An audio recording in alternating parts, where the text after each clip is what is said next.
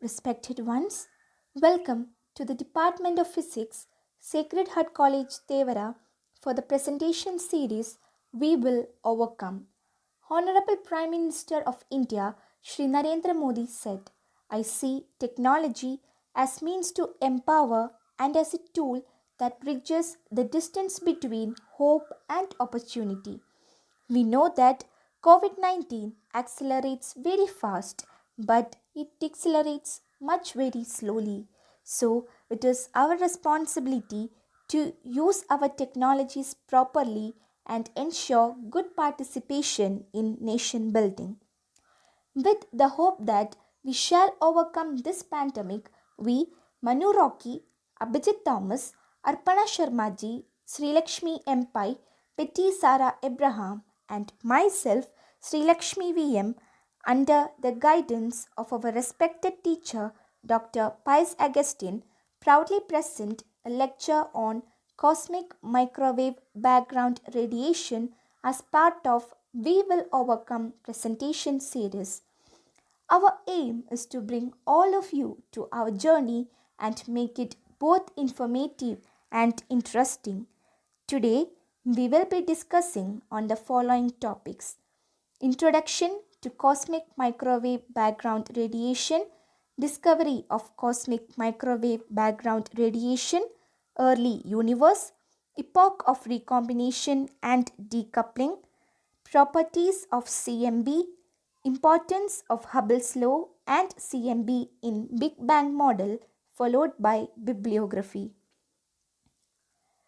From the time when the light of life first shined upon humanity, people have always wondered about their place in it. In the early years, everything was made of gas. This gas, mostly hydrogen and helium, expanded and cooled. Over billions of years, gravity caused gas and dust to form galaxies, stars, planets, and more. The matter that spread out from the Big Bang developed into everything in the universe, including all of us. Therefore, we can say that CMB, or cosmic microwave background, which is thought to be the leftover radiation from the Big Bang or the time when the universe began, helps us in finding our place in the universe. The CMB is also useful to scientists because it helps us to learn how the early universe was formed. CMB is an important source of data on early universe. The Big Bang theory goes like this. When the universe was born, it underwent a rapid inflation and expansion. Therefore, CMB is the faint cosmic background radiation which cannot be seen with our naked eye but is everywhere in the universe. It is invisible to human eye because it is so cold, just 2.725 degrees above absolute zero. This means that the radiation is most visible in the microwave part of electromagnetic spectrum. CMB is the oldest electromagnetic radiation dating to epoch of recombination. You will get to know about epoch of recombination from the upcoming slides. Now, let me exemplify CMB radiation. You can see the CMB radiation in the noise of analog television. Do you remember the televisions with antenna? Analog television is the original television technology that uses analog signals to transmit audio and video. When you are between channels on analog television, the snow that you see on the screen is made up of interference from background signals that the antenna on your television is coming up. Some of the snow is from other transmissions on Earth and some is from other radio emissions from space. Part of that interference, which is about 1% or less, comes from CMB. The same is true for FM radio. That is, when the radio is tuned to a frequency, part of his sound that you hear called white noise is also CMB.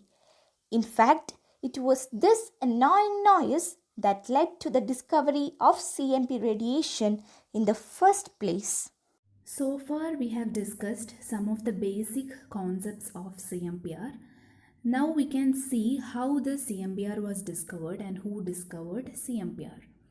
In 1964, two American radio astronomers, Arno A. Penzias and Robert Wilson, set out to find the intensity of radio waves that are coming from high galactic altitudes. So, for measuring the intensity of these radio waves, they used a 20-foot horn reflector antenna. But the radio waves that are coming from galaxy are best described as a sort of noise, and it can't be distinguished from other electrical noises. So this is the picture of a 20-foot horn reflector antenna with which they used to measure the intensity of that radio waves. So in order to remove the electrical noises, they used a device called cold load. So the electrical noise would be same in both cases and would cancel out each other, and we can get the desired radio wave signal. So to check whether the electrical noises are removed or not, they observed these radiations at a relatively shorter wavelength, that is at 7.35 centimeter, where these radio waves are very negligible. So, but they observed a relatively sizable amount of microwave noise at this 7.35 centimeter, and it didn't vary with the time. So they made many adjustments on that 20-foot horn reflector. They cleaned it, they made many changes, but they after these changes they got the same sizable amount of microwave radiation at this shorter wavelength. So at the same time, Robert H. Dick, Jim Peeble, and David Wilkinson were in search of a microwave radiation in this same region of spectrum. So they reasoned that the Big Bang must have scattered not only the matter that condensed into galaxies, but also have released a tremendous amount of radiation which would be detected as microwaves. So they were in a search of these microwaves. So at last, all the scientists collaborated, and finally Wilson and Penzias reported the existence of CMBR. So CMBR can be considered as an evidence for Big Bang. So these microwaves are give some evidences about the formation of universe and also about the Big Bang and so. So that's all about the discovery of CMBR, and next I call Arpana for the next session. Thank you. So far, we discussed about what is CMBR, its example, and also the discovery of CMBR. Before getting much into the topic, we should know about the persons who discovered CMBR. As we said earlier, a pair of radio astronomers, Robert Wilson and Arno Penzias, discovered CMBR, in which Arno Allen Penzias is an American physicist and a radio astronomer. He was born on 26th April 1933 in Germany. After the graduation from Columbia University, he joined at Bell Labs in New Jersey and worked on ultra-sensitive cryogenic microwave reservoirs that intended for the radio astronomy observation. During their research, they encountered with an unknown radio noise. In 1964, with the help of other astronomers like Peeble and DK, it was identified as cosmic background waves. For this discovery, he received Nobel Prize for Physics in 1978, along with Robert Wilson. Also, Penzias was honored with Henry Draper Medal of the National Academy of Science in 1979, IRA Medal from the Industrial Research Institute in 1998, etc. A 3-meter radio telescope was inaugurated by NAG at the Public Observatory and dedicated to him for his outstanding scientific merits. Now, we move on to Robert Woodrow Wilson. He is an American astronomer along with Penzias who discovered the cosmic background radiation. He was born on 10th January 1936 at Texas. After completing his PhD from California Institute of Technology, he worked at Bell Labs along with Penzias, and their pair won Nobel Prize in Physics for the discovery of CMBR in 1978. In 1970, Wilson led a team that made the first detection of rotational spectral line of carbon monoxide in an astronomical object, the Orion Nebula, and 8 other galactic sources. For his achievements in the field, he was awarded with Henry Draper Medal in 1977, Golden Plate Award of American Academy of Achievement in 1987, etc. Even though Penzias and Wilson are those who discovered CMBR, the timely help from other astronomers led them to success. Among them, James Peeble is the one who predicted the CMBR for the first. Philip James Edwin Peeble. He is an American Canadian astrophysicist, astronomer, and a theoretical cosmologist. Peeble was born on 25th April 1935 in Canada. He completed his studies at Princeton University, then worked in the field of physical cosmology to determine the origin of universe, and thus he made many important contributions to the Big Bang model. Along with DK, he predicted the CMBR. Also, he showed up his excellence with making many major contributions to the Big Bang nucleosynthesis, dark matter, dark energy, and in theory of cosmic structure formation. He laid the foundation for almost all modern investigations in cosmology, both theoretical and observational, transforming a highly speculative field into a precision science. He is known for the primordial isocurvature baryon model for the development of early universe, and also for the Oestiker-Peeble criterion relating the stability of galactic formation. In 2019, Peeble won the Nobel Prize in Physics for the theoretical discovery in physical cosmology. And also, his body of work gave him many other honors such as Eddington Medal, Harvey Prize, Bruce Prize, etc. That's all about the most important astronomers behind the discovery of CMBR. Now, let's discuss more about the topic. For that, I call MANU ROCKEY. Thank you all. Hello friends, here I will be saying about a few characteristics of the early universe. According to the theory of nucleosynthesis, the universe evolved from a very hot and dense state. So what is nucleosynthesis? Before that, what are nucleons? Protons and neutrons are called nucleons. And nucleosynthesis is a process that creates new nuclei from pre-existing nucleons and pre-existing nuclei. The earliest moments that can be thought about by the modern day physics tells us about a temperature that was about 10 raised to 32 Kelvin and a time of 10 raised to minus 36 seconds. It means that imagine that the universe formed at a time of 0 seconds and the time passes and now the time has reached about 10 raised to minus 36 seconds. From this time onwards only, we can tell anything about the universe. And the corresponding temperature is 10 raised to 32 Kelvin. There was a time when the universe was so hot and dense such that the atoms were dissociated into their nuclei and electrons. This means that the electrons and nuclei were not combined into atoms. And since the electrons and the nuclei were not combined into atoms, there were free electrons present in space. The radiation was scattered by the free electrons present in the space. And since the radiation is composed of particles called photons, the photons were scattered by these free electrons. And this scattering of the photons maintained a thermal equilibrium between matter and radiation. As the time passed, the universe expanded and cooled, and eventually the universe reached a temperature of about 3000 Kelvin. Now the universe was cool enough to allow the combination of nuclei and electrons into atoms. This is called recombination. That is, a combination of electrons and nuclei into atoms is called recombination. Before recombination, there was a thermal equilibrium maintained between the matter and radiation, right? But now, due to recombination, the free electrons disappeared.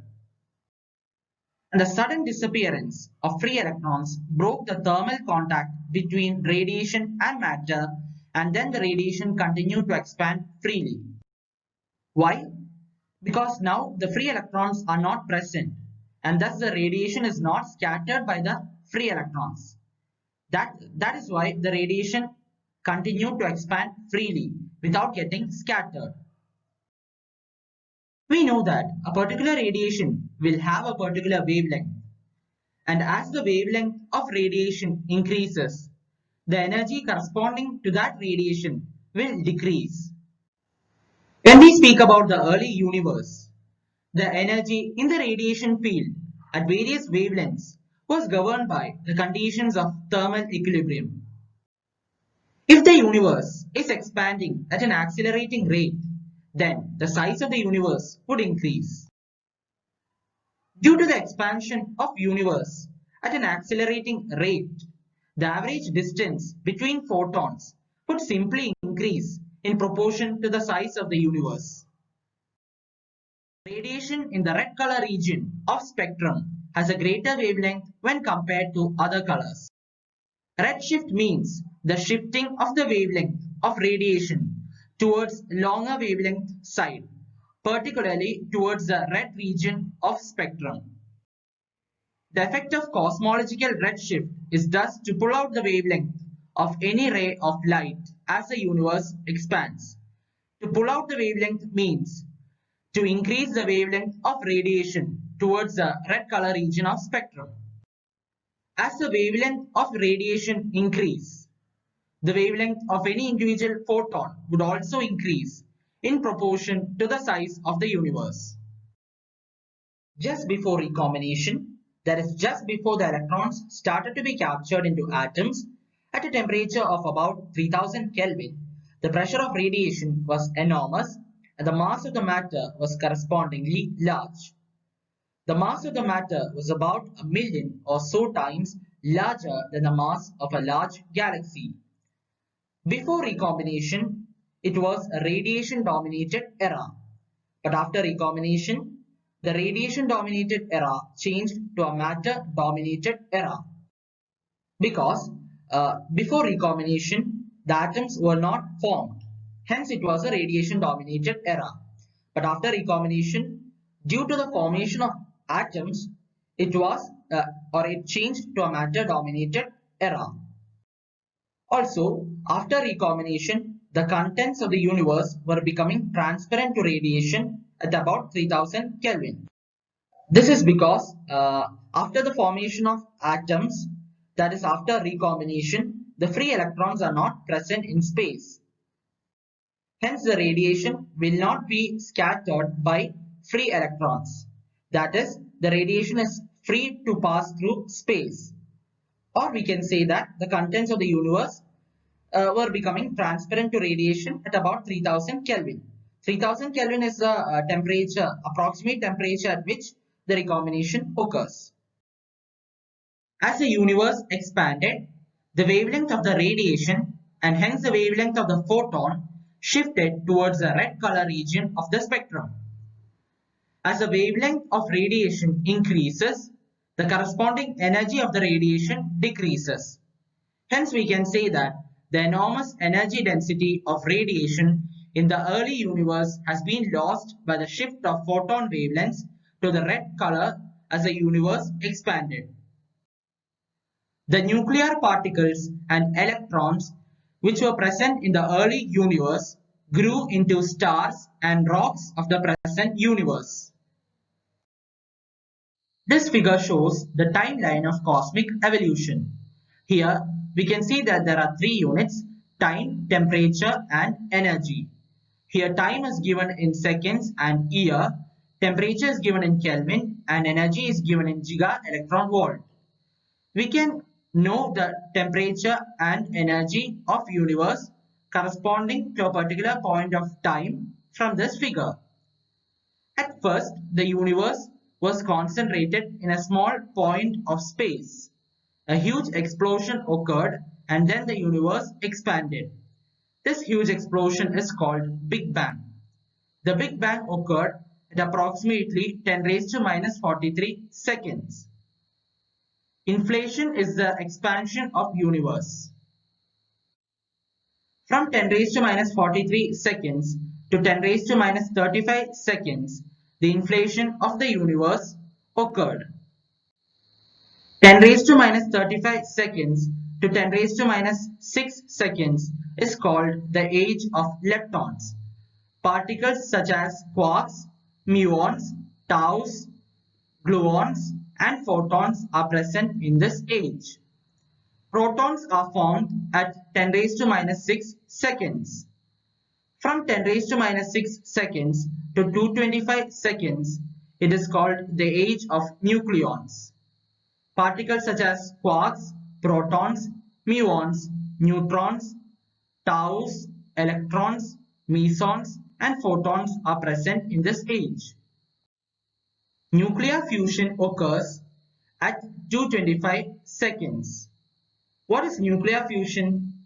Nuclear fusion is a reaction through which two or more light nuclei collide into each other to form a heavier nucleus. So this nuclear fusion begins at 225 seconds. From 225 seconds to 1000 years, it is called the age of nucleosynthesis. Particles such as protons, helium, electrons, and photons are present in this age. Nuclear fusion ends at 1000 years. From 1000 years to 3000 years, it is called the age of ions. Particles such as protons, positrons, helium, electrons, and photons are present in this age. From about 3000 years, cosmic microwave background radiation started getting emitted. From 3000 years to 3 lakh years, it is called the age of atoms. Atoms were formed in this age. At about 3 lakh years, first galaxies and stars formed. From 3 lakh years to the present age, that is now, it is called the age of stars and galaxies. Now I will play a video which gives some information about the origin and evolution of the universe.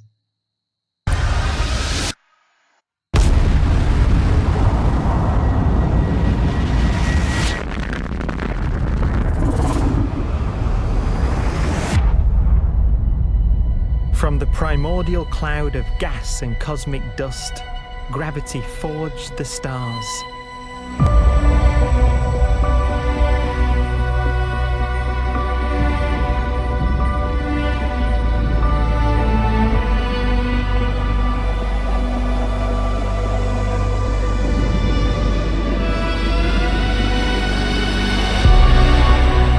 Gravity connects star systems together in vast galaxies and steers them on their journey through unbounded space.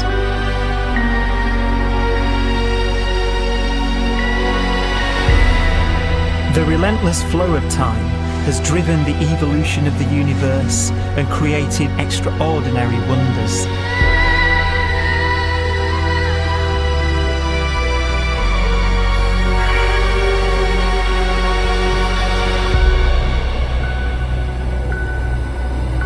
Some galaxies form so close together that they're locked in a gravitational embrace.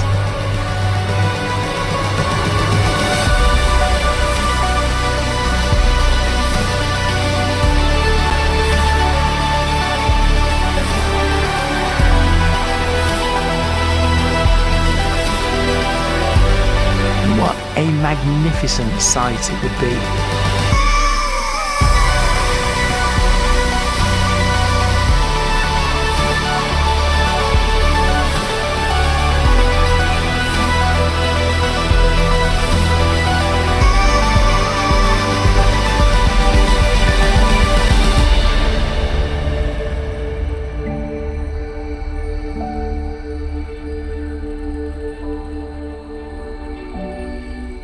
As it evolves, the universe passes through distinct eras. Vast ages whose beginnings and endings are marked by unique milestones. The births and deaths of its wonders.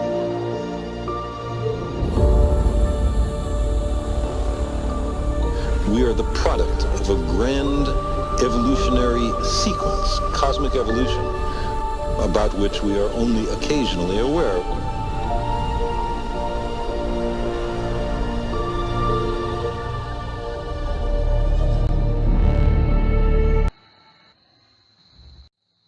I hope you enjoyed the video. My presentation is over. Thank you. Spoke of recombination and decoupling.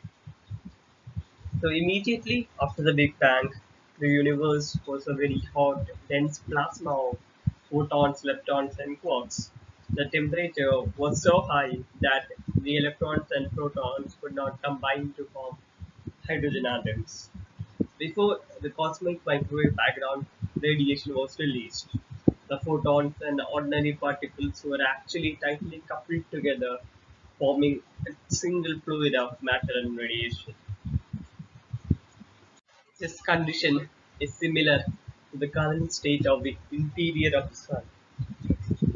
The universe at this time was actually also filled with free electrons. The plasma was effectively opaque to electromagnetic radiation due to Thomson's scattering by free electrons. But as soon as the two species decoupled, the photons started to propagate freely. The universe, as it expanded, also cooled. At about 3,80,000 years, the universe had cooled to about 3000 Kelvin. At this time, the universe had cooled enough to allow the formation of neutral hydrogen. This is called a recombination.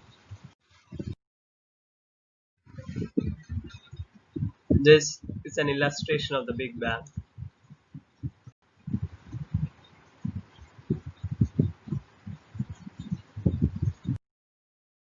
The cosmic microwave background radiation released during this era of decoupling has a mean free path long enough to travel almost unperturbed until the present day. It is peaked in the microwave region of the spectrum as cosmic microwave background radiation. The photons carry a memory of how matter and radiation were distributed at the time of decoupling. If at the time of decoupling a photon was in a slightly denser portion of space, it had to spend some of its energy against gravitational attraction of the denser region, thus becoming slightly colder than average temperature of photons. Vice versa, photons located in a slightly less dense portion of space lost less energy than other photons, thus appearing hotter. This is why temperature fluctuations in the CMB reflect the pattern of structure in the matter that was present in the early universe right when the CMB was released. The CMB can therefore be considered as the ultimate snapshot of our universe at the time of recombination. In this section, we will be discussing on CMB polarization and perfect blackbody spectrum of CMB. One of the main frontiers of CMB research involves measuring its polarization. Polarization describes the orientation of light perpendicular to the direction of propagation, and the CMB is linearly polarized at the 10% level due to Thomson scattering of photons. Thomson scattering is the elastic stretching of electromagnetic radiation by a free charged particle. The key motivation for polarization measurements is the theory of inflation, which states that the size of the universe expanded by an unimaginably large factor during a tiny fraction of a second at the time of Big Bang. Depending upon this theory, there are two types of CMB polarization. They are E modes and B modes. The CMB contains a small linearly polarized component attributed to Thomson's scattering. That polarized component mapping out are called E modes. Gravitational waves from inflation can cause B mode polarization. So B mode search allows us to target the signal of inflation at very high sensitivity without being swamped by the larger E modes. Gravitational lensing of the E modes also lead to the polarization of cosmic microwave background.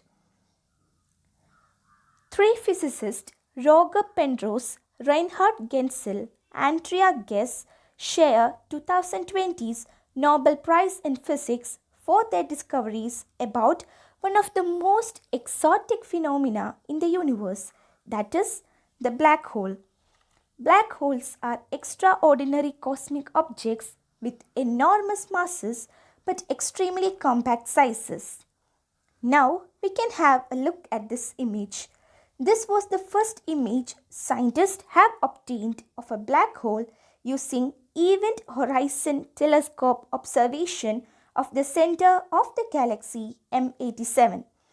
Event Horizon Telescope is an international collaboration capturing images of black holes using a virtual Earth-sized telescope. Black hole universe model states that observable universe is the interior of black hole.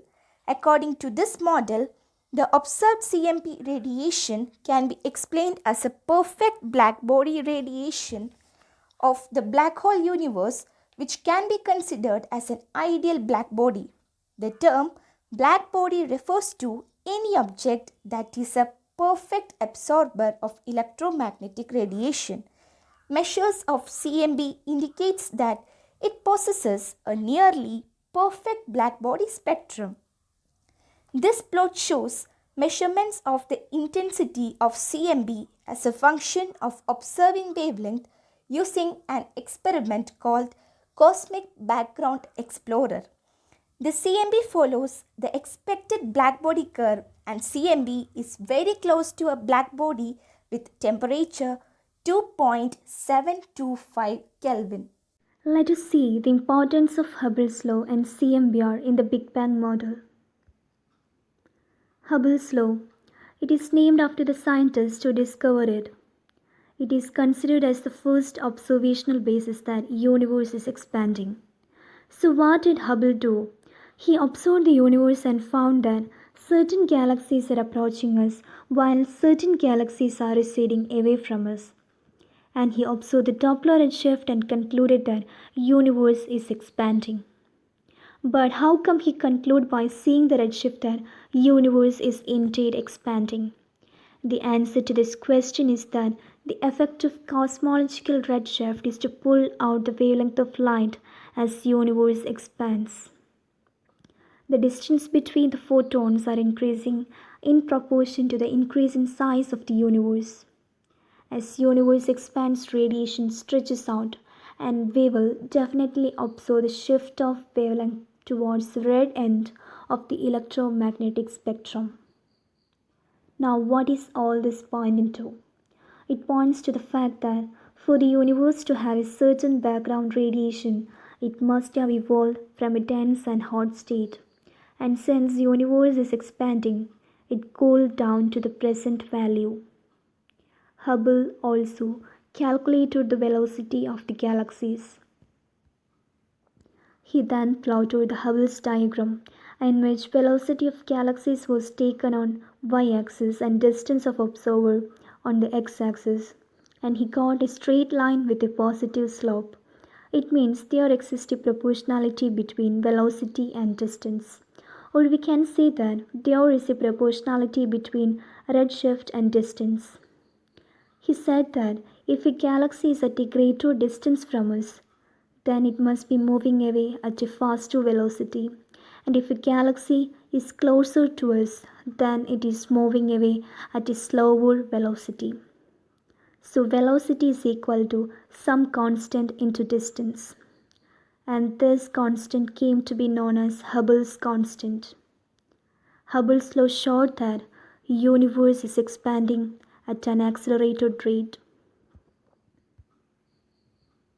We had seen the beginning of universe, its evolution to the present form.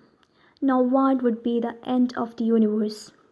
How the universe is going to end? To answer this question, we must know about dark energy. We usually denote the word dark to connect to something which is unknown or is mysterious. Yes, dark energy is a puzzle to the scientist. We don't know much about it, but we know it has its effects there. Dark energy is a property of the space. The ordinary matter makes up less than 5% of the universe. 27% is occupied by dark matter and the remaining 68% is dark energy.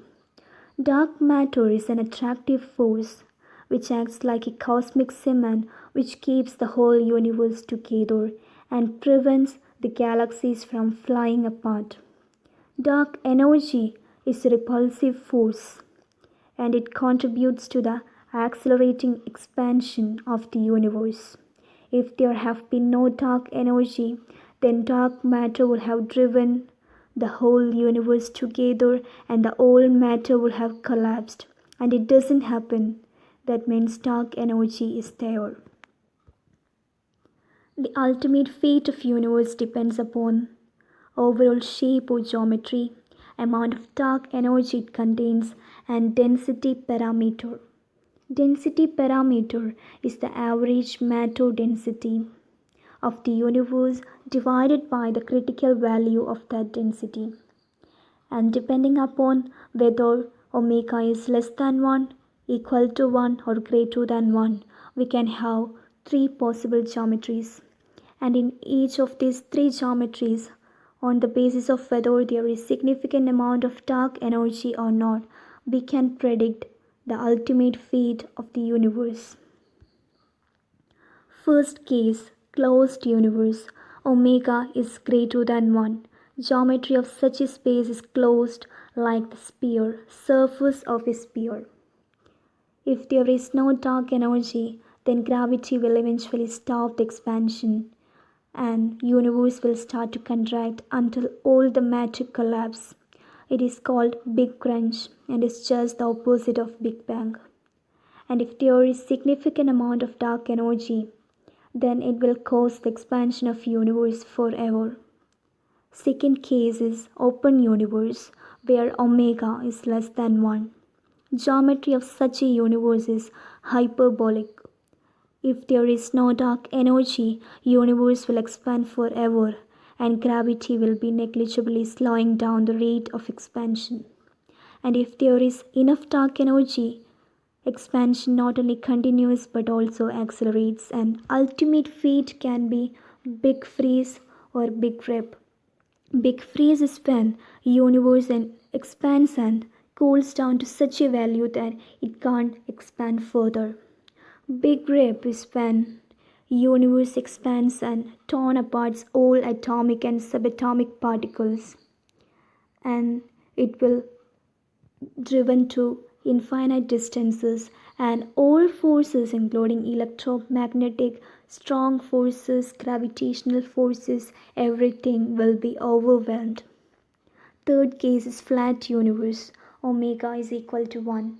Geometry of such a space is flat. And if there is no dark energy, expansion will continue forever with a deaccelerating rate and expansion will approach to 0. And if there is significant amount of dark energy, expansion rate will be slowed down initially due to the effects of gravity and it will gradually increase and ultimate fate will be similar to that of open universe. Now let us sum up all the things that we had seen from the beginning. CMBR, cosmic microwave background radiation. We had seen its discovery, the work of great scientists that led to this discovery. Then we had seen the early universe, epoch of recombination and decoupling, timeline of cosmic evolution. We had seen the properties of CMBR, including polarization, cosmic inflation, perfect blackbody spectra of CMBR. Then we had seen dark energy, Hubble's law, and ultimate fate of universe. I do really hope that this journey through the evolution of universe had been really fascinating and interesting, and all that we had seen is just a little. As Isaac Newton had said, what we know is a dewdrop and what unknown is an ocean. I do really hope that this humble work of ours will inspire everyone to discover more on this topic. And I would like to thank our faculty advisor and guide, Dr. Pius Augustine, Department of Physics, Sacred Heart College, Tevara, for providing us this platform. Thank you.